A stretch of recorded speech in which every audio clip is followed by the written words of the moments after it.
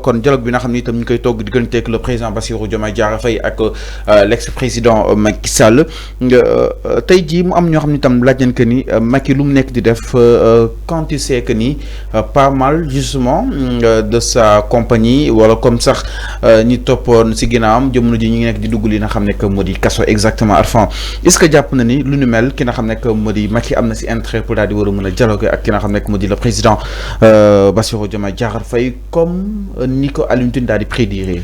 Il faut rappeler que c'est pas le président Bassirou Diomaye Faye moo tëj ay concertation qui a demandé non concertation ne veut pas dire que léegi nag concertation yooyu noonu c'est Alioune potoxlu c'est la Alioune dugg pour daal di war a mën a waxtaan ak ki nga xam ne que moo di le président Macky Sall. S'il vous plaît il faut centrer le débat.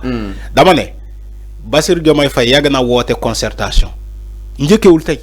non li jar ma ñëw may ma rek dama ne concertation dama ne ba mu ñëwee taj il a appelé des concertations des assises à Diamniadio pour réformer justice la mais loolu laay wax ni mais c'est pas des concertations li waxtaan boo xam ne lan mooy concertation y a les acteurs politiques mooy comme genre dialogue la dama ne comme genre dialogue y a à Diamniadio enfin loolu c'est des assises de la justice dama ne lan mooy assise non enfin loolu assise de la justice la wax ma lan mooy assise c'est-à-dire indi les anciens détenus pour ñu waxtaan ban anam leen bëgg a yóbbu il faut trouver le mot lan mooy assise lan mooy concertation mooy changement toog waxtaan.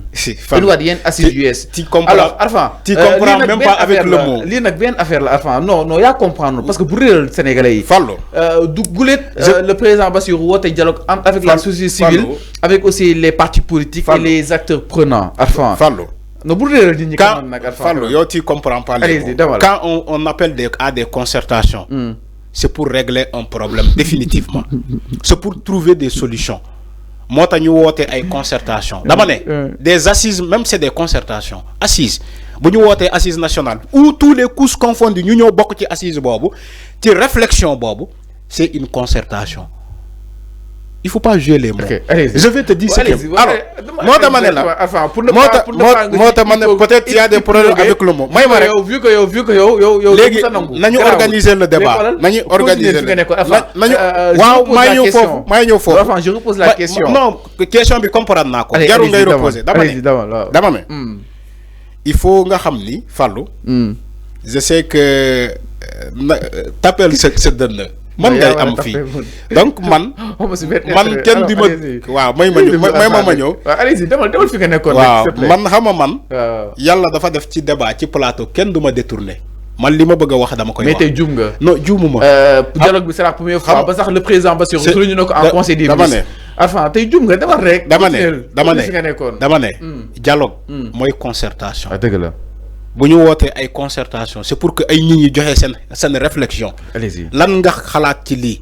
loolu moo tax ñu wootee ay concertation mais lu ñu wootee ay dinaa ñëw ci Macky Sall dinaa ñëw ñuy jàpp si ay ñooñam dinaa ñëw ci Macky Sall léegi bul yàkkamti dinaa ñëw ci Macky Sall Bassirou Diomaye Faye ba mu ñëwee dafa woote ay assises ay dialogue ay concertation pour réformer et moderniser la justice moom la ñu woote woon Diamniadio nga fekk fa journaliste fekk fa magistrat nga fekk fa un ancien détenu fekk fa greffier fekk fa comment des juges fekk fa député. Mais les acteurs de la justice. Dama ne c'est pas des acteurs de la justice seulement. Les journalistes ne sont pas des acteurs de la justice. Pourtant ils étaient là-bas. Maître Bamba Kassé moo piloté woon beneen concertation Bamba Kassé pourtant c'est un journaliste.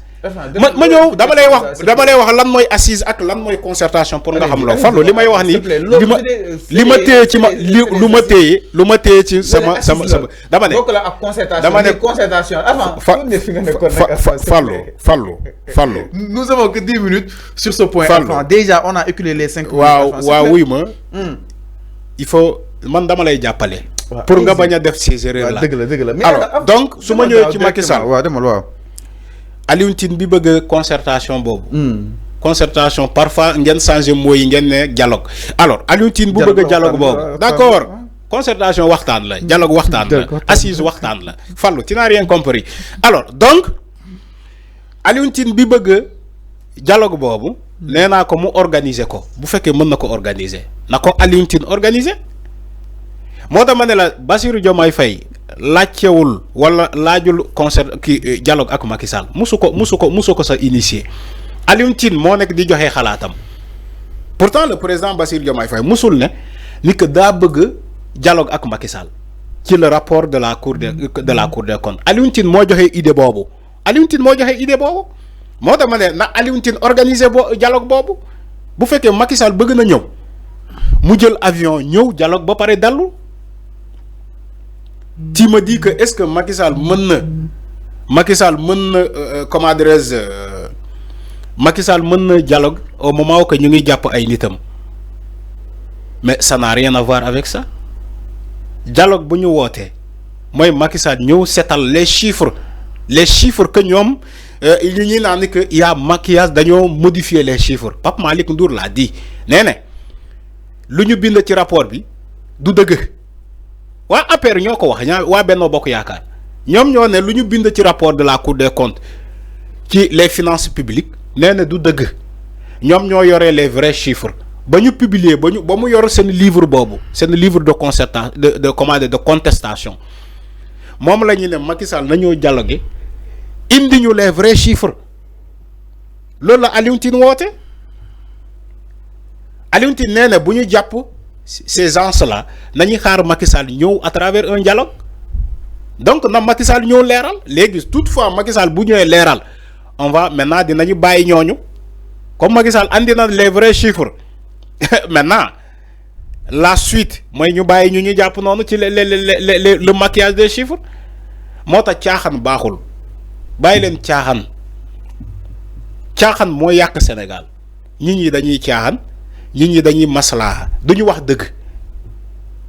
dëgg les gens sont prêts même à manipuler l'opinion pour des fonds de commerce li ma lay wax ni li ma xam la président du tey la woote concertation ba muy janoo ak presse bi quand il faisait face à la presse le soir du 4 avril président Diomaye lan la wax moom dafa initier dialogue boobu jaarale ko par le biais du premier ministre ne ko pilotel ma dialogue wooteel ma tout le monde ñu ñëw dialogue concertation parce que Sénégal c'est un pays de dialogue c'est ce qu'il a dit.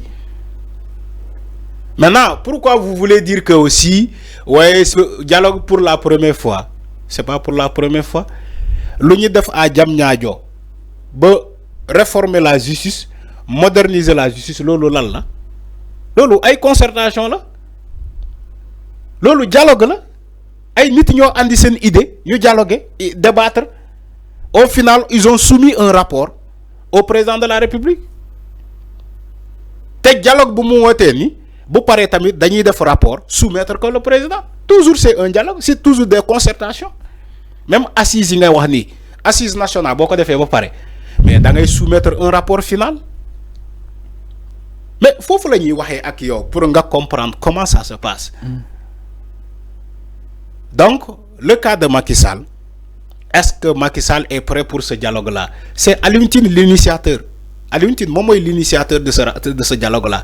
Entre Macky Sall ak Diomaye ak Sonko, c'est Alioune Tine qui a soumis l'idée-là. Okay.